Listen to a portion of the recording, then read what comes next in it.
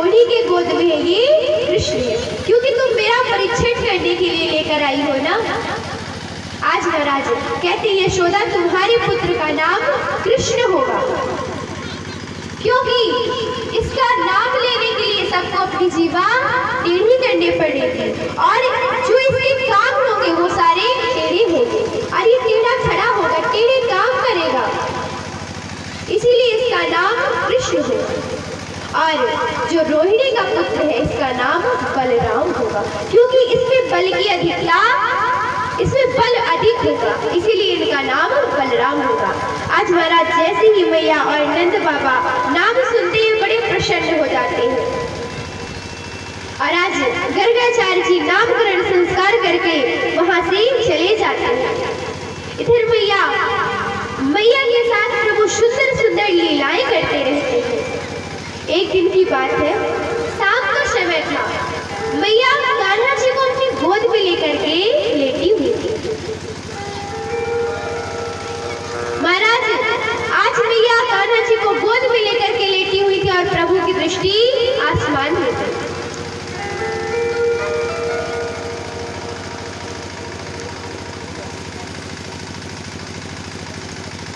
आज जैसे ही प्रभु ने ऊपर की ओर देखा तो कहते हैं मैया ये ऊपर कौन है, ये जो लाइट दिख रही है, प्रकाश दिख रही है, क्या है? मैया कहती है ये तारे हैं। कहते जो वो जो बड़ा सा है वो क्या है? मैया कहती है ये चंद्रा है। कान्हा जी कहते हैं अच्छा ये चंद्रा है। मैया कहती हाँ हाँ लाला ये चंद्रा है। कान्हा जी कहते मैया मुझे चंदा चाहिए, मुझे अब ला दो चंदा। अब मैया कहती नहीं लाला हम चंदा कैसे ला सकते, वो तो बहुत दूर है। कान्हा जी कहते मैया मैं कुछ नहीं सकता, मैं रोने लगूंगा यदि तू मुझे चंदा नहीं दोगी। मैया बड़ी परेशान हो जाती है। आज महाराज देखिए जब हमारे घर के जो छोटे छोटे पुत्र होते हैं, हम मार्केट लेकर के गए, अब उन्होंने कहा हमें ये खिलाना चाहिए, उन्होंने कहा हमें ये खिलाना चाहिए, तो हम क्या करते हैं दिलवा देते। क्यों? क्योंकि यदि हम नहीं दिलवाएंगे तो बालक रोने लगेगा। आप कहेंगे नहीं नहीं नहीं नहीं दिलवा दो ये खिलौना, नहीं तो ये रोने लगेगा। अब बालक ने सुन लिया कि मेरे रोने पर ये खिलौना मुझे मिल जाएगा, तो जब उसे किसी खिलौने की आवश्यकता होगी तो वो समझ जाएगा कि मेरे रोने से काम बन जाता है। तो महाराज वो अगली बार जब आप उसे कुछ चीज नहीं दिलवाओगे तो वो रोने लगेगा। जिस दिन वो रोने लगे उसी दिन यदि आपने उसको समझा दिया, उसी टाइम आपने उसको एक थप्पड़ मार दिया, तो बड़े होकर के ऐसी गलती कभी नहीं करेगा। लेकिन आप बचपन से क्या करते हैं, अरे भाई दिलवा दो ये खिलौना, दिलवा दो ये खिलौना, नहीं तो ये रोने लगेगा। महाराज गलती तो हम ही करते हैं ना, हमारे ही कारण बाद में हमको ऐसा परिणाम देखने के लिए मिलता है। बच्चे माता पिता का सम्मान नहीं करते, आप बचपन से उनको सिखाते ही नहीं है कुछ। अगर आप चाहें तो आपका लड़का बहुत अच्छा आदमी बन सकता है, यदि आप चाहें तो वो बहुत बुरा भी बन सकता है। हमारे ऊपर है कि हम अपने बच्चों को कैसा संस्कार दें। महाराज एक लड़का था, उसकी माँ बस भी पिताजी नहीं थे और बचपन से उसके पिताजी गुजर गए। माता ने मेहनत की, मजदूरी की, खूब काम किया और उस लड़के को पाल पोष करके बड़ा कर दिया। महाराज वो लड़का बड़ा हुआ और वो पढ़ाई लिखाई कर लेता है और बाहर जाता है नौकरी करने के लिए। आज महाराज वो जैसे ही बाहर गया, इधर माता मेहनत करती रहती है, मजदूरी करती रहती है और वो लड़के को उधर नौकरी मिल जाता है। और जैसे ही उसे नौकरी मिलती है वो वहीं शादी कर लेता है, विवाह कर लेता है अपना और वहीं रहने लगता है। इधर बूढ़ी माँ बेचारी मेरा पुत्र अवश्य आएगा, मेरा पुत्र जरूर आएगा। और आज महाराज वो माता बूढ़ी हो चुकी, और माता जैसे ही बूढ़ी होती है तो वो लड़का मिलने नहीं आता। और एक दिन वो ढेर सारे पैसे लेकर के अपनी माता के पास आता है। कहता है, माता, लोग कहते हैं ना कोई अपनी माँ का कर्ज नहीं उतार सकता। देखो मैं इतने सारे पैसे लेकर के आया हूँ, आज मैं तुम्हारा कर्ज उतारूंगा। बताओ कितने करोड़ हुए, कितने अरब हुए, मैं आज तुम्हें दे दूँ और तुम्हारा कर्ज उतार दूँ। लोग पता नहीं कैसे कह सकते हैं कि कोई अपनी माँ का कर्ज नहीं उतार सकता। माँ कहती, अच्छा बेटा तुम कर्ज उतारने आए हो? बेटा कहता, हाँ हाँ माँ, मैं कर्ज उतारने आया हूँ। लोग कहते हैं ना कोई माँ का कर्ज नहीं चुका सकता, मैं चुका सकता हूँ, मैं चुकाऊंगा। तो माँ कुछ नहीं बोलती, कहती ठीक है बेटा, आज रात में तुम यहीं रुक जाओ और जो मैं कहूँ वही तुम करो, और कल जो भी मेरा कर्ज होगा मैं बता दूंगी और तुम दे करके यहाँ से चले जाओ। आज महाराज जैसे ही माँ ने इस प्रकार कहा, बेटा कहता है ठीक है, एक ही दिन की बात है, जो जो करना है ठीक है मैया, आप कहोगी मैं करूँगा। मैया ने कहा ठीक है बेटा। आज महाराज जैसे ही रात्रि हुई, मैया एक पत्थर ले आई बाहर से। कहती, बेटा इसे अपने पेट में बांधो। बेटा कहता, क्यों माँ? कहता, नहीं नहीं बेटा, तुमने कहा है जो मैं कहूँगी वो तुम करोगे। आज माता के कहने पर बेटे ने उस पत्थर को पेट में बांध लिया। अब जैसे ही खाना पीना खा करके दोनों लेटते हैं, मैया कहती है, बेटा मुझे प्यास लगी है, पानी दे दो एक गिलास। आज जैसे ही मैया ने मांगा, लड़का उठता है, बड़ी मुश्किलों के साथ उठता है और पानी दिया उसने।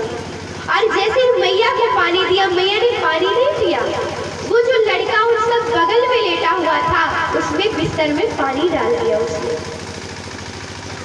जैसे ही बिस्तर में पानी डाला तो कहते, अरे माँ ये क्या कर रही हो आप? मैं कैसे सो पाऊंगी? एक तो तुमने पत्थर बांध दिया पेट में, दूसरा तुमने पानी डाल दिया, मैं सोऊंगा कैसे? तो माता मुस्कुराती और कुछ नहीं कहती। कहती, बेटा मैं बाद में बताऊंगी। आज महाराज पूरी रात्रि व्यतीत हो गई। वो बेटा बड़ी मुश्किलों के साथ इधर से उधर उसे करवट लेने में बड़ी तकलीफ हो रही थी, क्योंकि उसके पेट में पत्थर बना हुआ था। महाराज आज जैसे ही प्रातः काल हुआ, वो पुत्र अपनी माता के पास आता है और उनके चरणों में गिर करके रोने लगता है जोर जोर से कि मुझे क्षमा कर दो माँ, मुझे क्षमा कर दो। मैं समझ गया कि किस प्रकार से तुमने 9 महीने मुझे अपनी गोद में रखा और इतने दुख दर्द सहे, और मैं आज आपका कर्ज चुकाने आया था। आज मैं आपका कर्ज उतारने के लिए आया था। देखिए, जब एक संतान माँ के गर्भ में रहती है तो माता कितनी तकलीफों का सामना करती है, कितनी मुश्किलों का सामना करती है, और उस लड़की की परवरिश करती है, उसे पाल पोष करके बड़ा करती है। लड़का जो संतान होता है वो बिस्तर गीला कर देता है, लेकिन माता उसी गीले बिस्तर में खुद लेट जाती है और जिधर सूखा रहता है उधर अपनी संतान को लेटाती है। खुद नहीं लड़के को कष्ट होने देती, और लड़का जब बड़ा हो जाता है तो उससे कर्ज उतारने की बात करता है। महाराज एक बच्चे की बचपन से आंख नहीं थी, माँ ने उसको अपनी आंख दे दी और माँ खुद अंधी बन गई। एक आंख से वो अंधी बन गई, बस उसकी एक आंख देखी, क्योंकि एक आंख उसने अपने लड़के को दी। बच्चा स्कूल जाए तो माँ उसके लिए टिफिन लेके जाती। बच्चा कहता, तुम मेरे स्कूल बताया करो, मेरे मित्र मुझे चिढ़ाते हैं, मुझे कहते तुम्हारी माँ कानी है। महाराज उसने कुछ नहीं सुना, अपने बेटे के लिए खाना लेकर जाती, खूब उसकी परवरिश की, वो भी शहर गया, शादी कर ली। माँ का प्राणांत हो गया, परंतु वो शहर से वापस नहीं आया। माँ रोती रह गई, माँ परेशान रह गई, लेकिन वो शहर से वापस नहीं आया। और माँ ने एक खत लिखा था। आज महाराज बहुत वर्ष व्यतीत हो हो गए और वो पुत्र पुनः आता है और अपने घर में सब सामान देखने लगता है। तभी उसने उस परिचय को देखा जो उसकी माँ ने पत्र उसको लिख के दिया था। उसमें लिखा था, बेटा तुम बचपन से अंधे थे, तुम्हें कुछ दिखाई नहीं देता, मेरी ही आंख के कारण तुम इस पूरे संसार को देख पा रहे हो। मेरी ही देन है जो इस संसार को तुम आज देख रहे हो। और तुम मुझे कहते थे मेरी स्कूल बताया करो। मेरे मित्र मुझे काने काने काने कह करके चिढ़ाते। बेटा तुम क्या जानो कि माँ का दर्द क्या होता है, माँ कितनी तकलीफें उठाती है। एक बात याद रखिएगा, माँ को कभी कष्ट मत दीजिएगा, क्योंकि यदि घर में माँ प्रसन्न नहीं है आपसे तो आप मंदिर में कितनी भी पूजा कर लो कोई फर्क नहीं पड़ता, क्योंकि जो सबसे बड़ी आपकी पूजा है वह माता पिता की सेवा ही है। आप माता पिता की सेवा करो, उनका सम्मान करो, तो आपसे भगवान भी प्रसन्न रहेंगे। महाराज माता पिता का कभी अपमान मत करना। आप सोचो आपके माता पिता आपको कितना अच्छा है, जिनके माता पिता ने कभी वो कल्पना करके देखो महाराज। फिर अंत में यही होता है, जब आपको एहसास होता है तो आप जोर जोर से रोने लगते हो,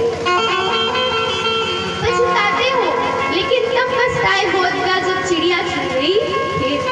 महाराज समय से पहले सुधर जाइए आप लोग, नहीं तो अंत में यही होगा। ये बात भगवान से टाली नहीं जाती, चार बच्चों को पाल लेती है माँ, चार बच्चों से माँ पाल नहीं जाती। कहा गया माँ की दुआ तो भगवान से भी टाली नहीं जाती। चार बच्चों को पाल लेती है एक माँ, चार बच्चों से एक माँ पाली नहीं जाती। कहा गया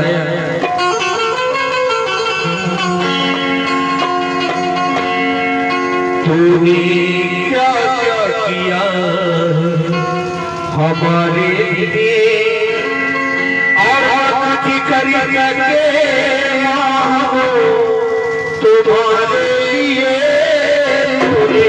क्या क्या किया हमारे लिए, तूने क्या किया हमारे लिए, तब की करके तुम्हारे लिए क्या किया हमारे लिए।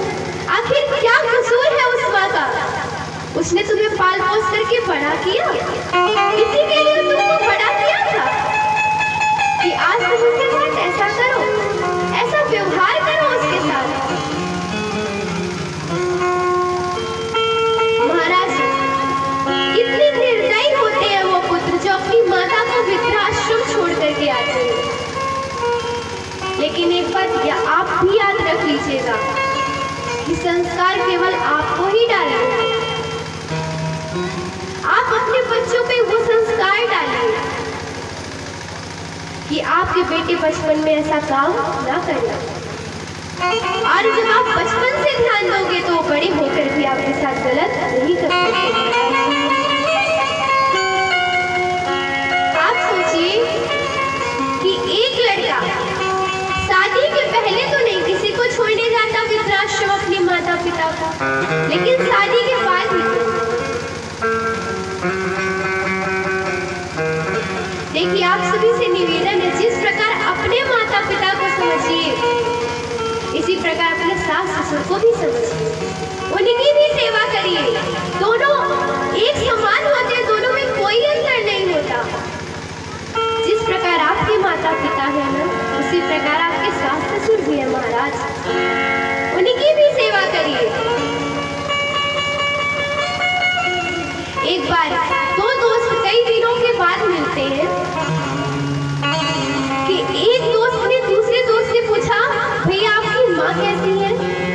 उसने कहा, अभी वृद्धाश्रम से आ रहा हूँ, आज माँ का जन्मदिन था, उनसे मिलने गया।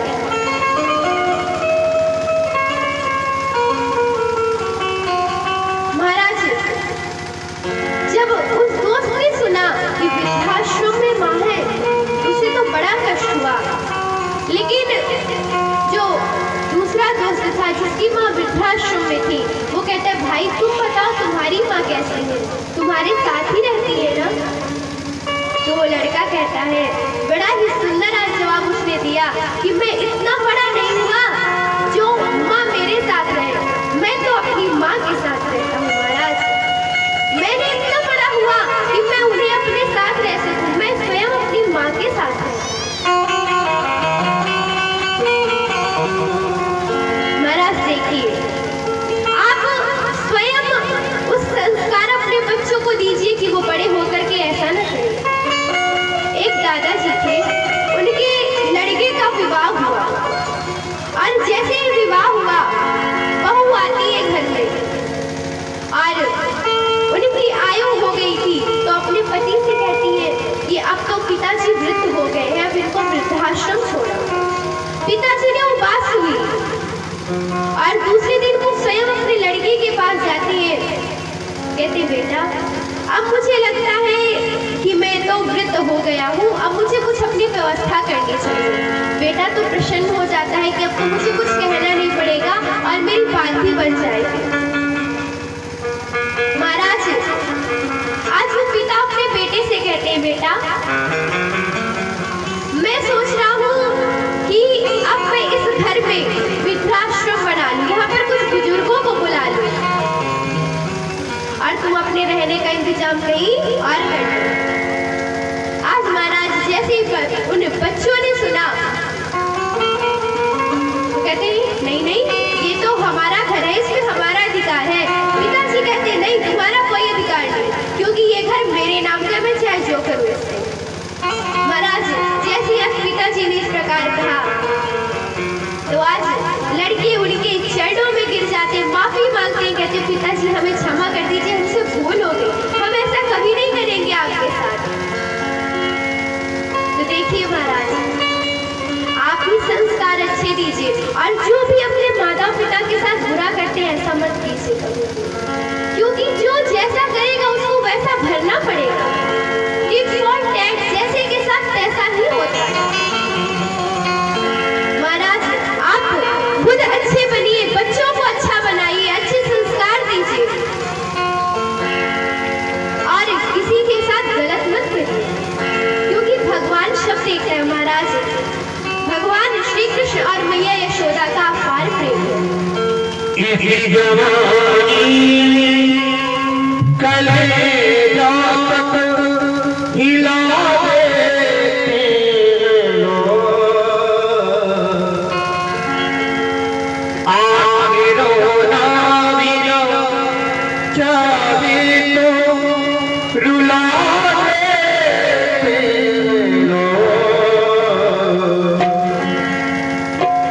सच भाई गुजरे हंस कर पिला दे रो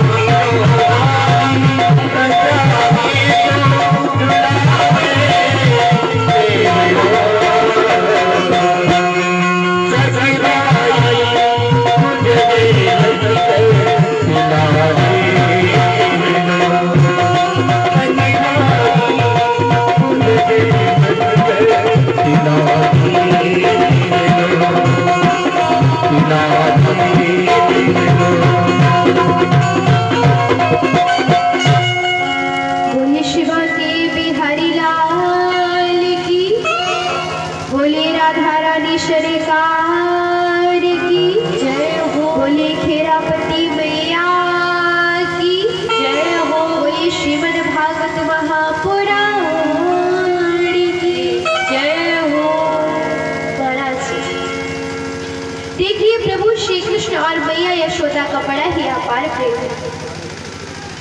हम सभी उनके बीच का प्रेम जानते हैं, कितना प्यार करती है, कितना दुलार करती है भगवान श्री कृष्ण से मैया यशोदा। हम सभी जानते हैं कि कितना ज्यादा प्रेम करती थी। और महाराज आज प्रभु सुंदर सी लीला कर रहे हैं, मैया के गोद में आकर के लेट जाते हैं और ऊपर देखने लगते हैं। कहते मैया वो बीच में बड़ा सा क्या है? मैया कहती है चंद्रमा। प्रभु कहते हैं अच्छा चंद्रमा है। मैया कहती है हाँ। प्रभु कहते हैं फिर तो मैया मुझे चंद्रमा खेलने के लिए चाहिए। और आज जब मैया नहीं मानती है तो प्रभु रोने लगते हैं। और आज उन्होंने तो हट ही पकड़ ली है कि मैया मुझे चंद्रमा चाहिए, चंद्रमा चाहिए, चंद्रमा चाहिए। आज महाराज जब प्रभु अपनी हट को नहीं छोड़ते तो मैया कहती ठीक है बेटा, मैं तुमको चंद्रमा दिखाती हूँ। आज प्रभु ने हट पकड़ी है, किस प्रकार से वो हट पकड़े है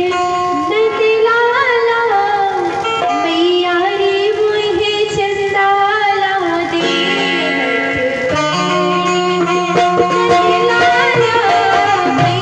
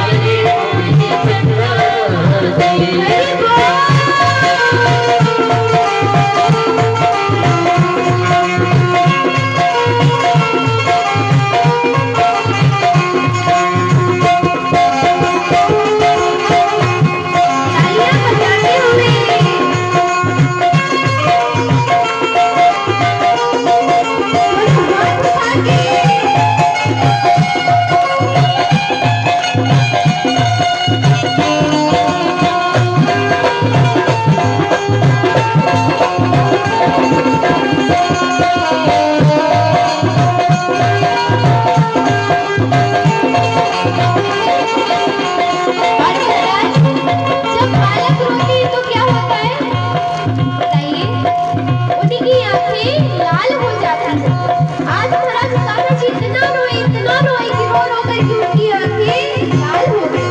माता यशोदा कैसी कहती है, माता यशोदा बोली लल्ला ना रो मेरी होती, माता यशोदा बोली लल्ला ना रो मेरी होती, माता यशोदा बोली लल्ला ना रो मेरी होती, माता यशोदा बोली लल्ला ना रो मेरी होती, हाय कैसी लाल मैया अखियाँ रोती रोती,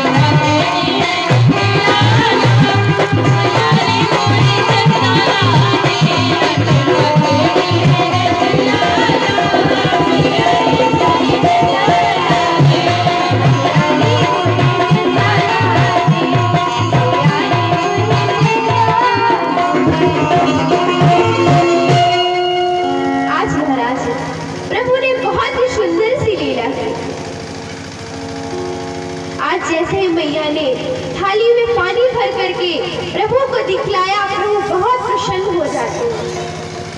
आज तो प्रभु की सुंदर सुंदर लीलाओं को ही आप श्रवण करेंगे। जितनी प्रभु की लीलाएं हैं, आप सभी उनको आज श्रवण करिए कि किस प्रकार प्रभु ने सुंदर सुंदर लीलाएं की हैं। महाराज आज प्रभु चंदा की याचना करते हैं मैया से और मैया उनको पानी में दिखला देती है। अब महाराज प्रभु कुछ बड़े हो जाते हैं और आज जैसे ही बड़े हुए और कंस अपने राक्षसों को भेजता रहता है और प्रभु राक्षसों का उद्धार करते रहते हैं। अब प्रभु थोड़े बड़े हो गए, थोड़े से समझदार, तो आज प्रभु अपने मित्रों को एकत्रित करते हैं और उनसे कहते हैं, देखो भाई, हमारे यहाँ का जो माखन है वो सब तो कंस के यहाँ मथुरा चला जाता है और कंस के यहाँ मथुरा में सब लोग माखन खा खा करके मोटे ताजे हो गए और हमें देखो, हम लोग तो दुबले पतले हैं। आज महाराज जैसे ही मित्रों से इस प्रकार कहा तो मित्र कहते, फिर कन्हैया क्या किया जाए? कान्हा जी कहते, क्या किया जाए? हम लोग माखन की चोरी करेंगे। ग्वाल बाल कहते, कैसे? अगर पकड़े गए तो भगवान कहते कैसे पकड़े जाए? पहले अपने घर में ट्राई करते हैं, हमारे घर में हमारी ट्रेनिंग होगी, पहले घर में ट्रेनिंग ले लेते हैं चोरी करके, यदि नहीं पकड़े गए तो फिर बढ़िया चोरी करेंगे।